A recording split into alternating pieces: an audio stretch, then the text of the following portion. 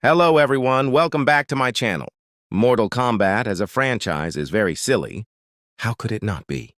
This whole saga originated as a video game series that emphasized graphic, outlandish slayings above all else. Similarly, live-action movie adaptations have delivered all-time lines like, "Too bad you will die!" The worst scenes in 2021. Mortal Kombat were the wrong kind of ridiculous, leaving viewers rolling their eyes in disbelief and die-hard fans blabbering about all the things Mortal Kombat 2 needed to avoid. Now that sequel to the 2021 feature has finally arrived. Director Simon McQuoid and nearly the entire cast of the last film are back, while Karl Urban has joined the fight as fan-favorite character Johnny Cage, inevitably, because of how ridiculous this universe is. There are tons of Mortal Kombat 2 elements that register as dumb. That comes with the territory of this franchise to some extent. But there are some especially head-scratching moments here that will surprise even die-hard Mortal Kombat fans. For many moviegoers, these dumb Mortal Kombat 2 moments will fly over their heads. However, it's vital to point them out, if for no other reason than to appreciate how the entire Mortal Kombat saga has as many dumb elements as it does fatalities. The whole amulet MacGuffin. One would imagine that the prospect of surviving a series of superpowered fights would be enough to drive tension in Mortal Kombat 2. Instead, Jeremy Slater's screenplay is largely dedicated to another object to generate suspense, an immortality-granting amulet. Early in Mortal Kombat 2, Shao Kahn, Martin Ford, is given this amulet and becomes immortal. Thus, the second half of the story hinges on Johnny Cage, Karl Urban, and Sonya Blade, Jessica McNamee, destroying the amulet, especially since doing so will save the life of Lord Raiden, Tadanobu Asano. This whole amulet MacGuffin is dumb on a number of levels, especially as to why Shao Kahn is adhering to the fighting tournament structure in the first place. It makes sense he'd want to gain this realm by winning a fighting tournament instead of potentially dying while taking Earth by force. If he's immortal, though, why even stick to those rules? Why not go and dominate the planet? Shao Kahn wasting his time fighting within the rigid Mortal Kombat guidelines. Feels bizarre if he's already procured a magical entity that makes him unstoppable. This weird plot element is a microcosm of how messy Slater's script is at juggling the traditional Mortal Kombat structure and Shao Kahn's plotline. Sometimes simplicity really is key. Why is Kano not dead but surely alive again? Necromancer Quan Chi, Damon Harriman, is a busy guy throughout Mortal Kombat 2. The loyal Shao Kahn follower resurrects several iconic Mortal Kombat characters for Chi's evil plans. That includes Kano, Josh Lawson, who previously perished via Garden Gnome to the eye in the first Mortal Kombat. Right away in Mortal Kombat 2, though, this mouthy Australian springs back to life via Quan Chi's magic. Why is this temporarily one-eyed fighter resurrected? Because of an amulet in his pocket that Quan Chi quickly retrieves. That's his only purpose for the evildoers, hence why he just skulks around Shao Kahn's castle until abruptly turning to the good side. The reasoning for bringing him back is so flimsy that Slater's script even gives Jade, Tati Gabrielle, a line about how pointless the resurrection was. Lampshading this problem, though, doesn't automatically erase it. On the contrary, it only makes the sloppy screenwriting more obvious. Was there not a more creative reason to bring back Kano? Perhaps they should have had him suddenly live again? Granted, it's a good thing Mortal Kombat 2 brought Kano back to life, given he's the most entertaining thing in the entire movie. However, his initial resurrection is lazy on multiple levels. The really dumb editing. The many dumb things we ignore in our favorite fantasy. Movies can materialize as weird plot contrivances or miscalculated character beats. Sometimes, though, they manifest as visual elements that whiz by less observant viewers. For other watchers, though, these details are distracting shortcomings. Indeed, the editing throughout Mortal Kombat 2 really lives up to the dumb moniker. Early on, Johnny Cage, who's new to the whole mystical entities thing, lands in a village to fight an opponent. He looks up and we see flaming objects representing fighters lingering in the sky. Suddenly, we cut to Katana, Adeline Rudolph, just standing there, apparently also existing in the same environment as Cage. Where did she come from? Why does it feel like she's been standing inches away from Cage? who was previously shown in wide shots to be alone. The editing here is jarring, putting more focus on the messy rhythm between shots rather than the fun action. This is one of the most egregious examples of subpar Mortal Kombat 2 editing, which underwhelms throughout the production. The fight scenes especially suffer from some weird cuts as the film jostles between stunt performers and actors. If such editing doesn't count as frustratingly dumb, nothing in Mortal Kombat 2 could qualify, and splitting up isn't a good idea. Throughout Mortal Kombat 2, characters reference properties owned by New Line, Cinema, and Warner Brothers Pictures. Johnny Cage refers to Lord Raiden as Dumbledore at one point. Kano insults Quan Chi by calling him as Pennywise, and a key climactic gag revolves around Cage mockingly reading the One Ring inscription on the back of the amulet, presumably paying homage to another Warner Brothers property. Scooby-Doo is the impetus behind one of the dumber Mortal Kombat 2 plot beats. As soon as the film's 4 main heroes enter Shao Kahn's castle, they split up almost immediately. The justification for this is to cover more ground in their hunt for the amulet. In execution, though, it's a silly beat since they are reunited minutes later when Liu Kang, Ludi Lin, gets into a fight with Shao Kahn. Why split everybody up if they're just going to come back together almost immediately? Kang discovering the amulet in mere moments after cutting from the group dividing makes this decision extra bizarre. Doing the whole let's split up and look for clues routine, unfortunately, reinforces how Mortal Kombat 2 can't escape the shadow of superior pop culture properties it's clearly derivative of. Mortal Kombat 2 wishes it was as good as Scooby-Doo and the cyber chase. Coming back from the dead being so easily, movie characters are brought back to life for sequels all the time. But as with everything, there are right and wrong ways to approach this. Mortal Kombat 2, unfortunately, falls into the latter camp. One of its dumber elements comes from how willy-nilly it plays with death. Characters don't just come back from the dead once in a blue moon. Apparently, bringing people back to life is as easy as breathing in this universe. It's understandable. Mortal Kombat 2 would ensure that legends like Scorpion and Sub-Zero appear in this sequel. However, instead of bequeathing the costumes and names to new characters, the versions seen in 2021, Mortal Kombat are brought back in a belabored fashion.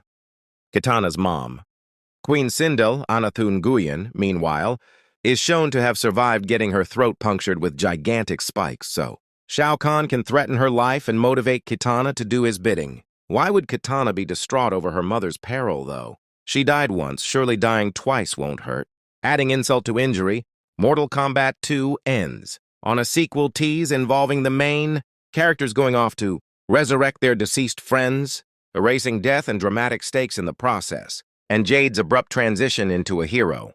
By the end of Mortal Kombat 2, Slater's script has grown unwieldy, and director Simon McQuoid is struggling to keep the production on steady ground. Cutting between 3 locations and a slew of characters, there's just too much going on. Simultaneously, everyone is thinly sketched, so it's hard to get invested in the barrage of events and shocking twists.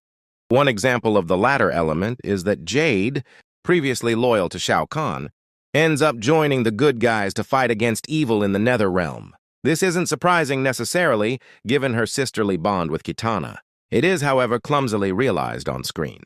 Once more, the editing hampers the proceedings, as her grand entrance in the climax is awkwardly filtered through a series of odd cuts. Beyond that, though, her presence is more abrupt than thrilling, especially since she had betrayed Kitana mere moments earlier. Jade doesn't even get to display any on-screen physicality once she defects to the heroes. Instead, her moral shift feels like an obligatory recreation of her arc from the games. Fidelity to the source material is cool on paper, but Mortal Kombat 2 barrels through this moral shift to its own detriment, losing Jade's redemption in its chaotic climax. The bizarre return of Cole Young, one of the biggest gripes with 2021's Mortal Kombat was its focus on Cole. Young Lewis Tan as a protagonist. This newly created character inspired widespread hatred, especially from fans wishing the film had just focused on pre-existing figures from the games. If you're part of this league, then don't worry. Mortal Kombat 2 fixes the first movie's biggest mistake in style. After gaining immortality from the amulet, Shao Kahn proceeds to flex his newfound abilities by using his gigantic hammer to smash Young's head into a bloody pulp, not since the proposed, but ultimately deleted, grisly death scene for the twins in Transformers Dark of the Moon has audience contempt for a blockbuster movie character. Inspired such a brutal slaying. Unfortunately, this makes the very return of Cole Young dumb from the get-go. He's just lurking around in the background in every scene he's in, clearly killing time before his slaying. The Mortal Kombat 2 creative team clearly wanted to viciously off Cole Young, yet failed to make any of the build-up feel organic. Why even bring Cole Young back at all? Raleigh Beckett's Charlie Hunnam absence from Pacific Rim Uprising makes it clear that movie protagonists can just sit out sequels. Even a widely derided character like Cole shouldn't feel like a corpse in waiting whenever he's on screen. And how did Baraka know that one swear word? When Johnny Cage, Sonya Blade, Liu Kang, and Jax, Mechad Brooks, confront Baraka, CJ Bloomfield, to score some aid in their fight against Shao Kahn, it doesn't go well. Baraka immediately refuses Liu Kang's offer for a fight, which would secure Baraka's help if Kang won. Suddenly, Cage starts insulting Baraka and his people. Specifically, he calls this hulking brute, and his entire species a piece of profanity that rhymes with wussy. The moment that word hits Baraka's eardrums, he turns, enraged enough to rev up for combat. This whole back and forth is clearly a setup for Johnny Cage's first proper fight in Mortal Kombat 2. Rather than focusing on the skirmish, though, viewers will undoubtedly wonder how that conversation made any sense. Specifically, how does that swear word have the same meaning to denizens of the bowels of Outworld as it does to a college frat boy? How does that word register to somebody not from our world, or the wider misogynistic culture that gave the term its negative connotation in the first place? This broad piece of comedy falls flat in eliciting yucks. More gravely, though, it's also a really dumb piece of writing that zaps Baraka's species of individuality. Benjamin Wallfish's phoned-in score. One of the dumbest and most frustrating Mortal Kombat 2 elements is its score, courtesy of Benjamin Wallfish. The former Hans Zimmer collaborator is presumably on tap to score any New Line Cinema movies as seen by his compositions for Lights Out, Shazam, the It movies, and 2021 Mortal Kombat. Across his discography, aggravating forgettability permeates the imaginative instrumentation and distinctive personality of modern composers like Daniel Pemberton, Tamar Kali, and Ludwig Göransson are typically absent from Wallfish's work. Mortal Kombat 2 continues this trajectory with its disposable orchestral tunes. There is no specificity to Wallfish's tracks. The music accompanying Netherrealm is indistinguishable from sequences set in Lord Raiden's Earthrealm Temple. Leitmotifs for the various characters are non-existent. Worst of all, whenever action plays out, Wallfish's score doesn't enhance the excitement or even feel all that precise to what's happening on screen. It all sounds like reheated leftovers from his already derivative compositions. For Kraven the Hunter and The Flash, for many, Benjamin Wallfish's score won't even register. Yet that reality is enough to solidify it as one of the dumbest elements of Mortal Kombat 2. No one ever paid to see Under the Top, Joel Schumacher once said, and the Mortal Kombat 2 score disappointingly fits that term, and those clumsy sequel teases. In fighting Shao Kahn, Liu Kang comes to a revelation. His destiny is not to topple and kill this cruel overlord. Instead, he's meant to save his brother, Kung Lao, Max Huang, from wickedness. A visually oriented movie would convey this through a montage showing the bond between Liu Kang and Kung Lao, simulating the memories flowing through Liu Kang's mind as he realizes his fate. Instead, Liu Kang pauses with Shao Kahn's hammer handle inches away from puncturing his chest, to flatly proclaim that his destiny involves saving Kung Lao's soul. This, inevitably, will become a core storyline in a potential Mortal Kombat 3. This clumsy piece of dialogue is one of many dumb Mortal Kombat 2 moments teeing up a sequel. This verbiage overtakes the film's final scene, where all the surviving heroes announce their determination to resurrect all their lost friends. You wonder why they don't just turn to the camera and begin explaining the plot of Mortal Kombat 3. All of this sequel teasing is incredibly tin-eared, retroactively making Mortal Kombat 2 even more unsatisfying. Rather than functioning as a fun slice of standalone cinema, these irritating pieces of dialogue render Mortal Kombat 2, a trailer for another sequel. Focus on making one halfway decent movie. Save the ham-fisted teaser dialogue for the credit sequences. And we're in the end of the video now and of the video now and another awesome video. I will meet you again. Bye, guys. Have a good day.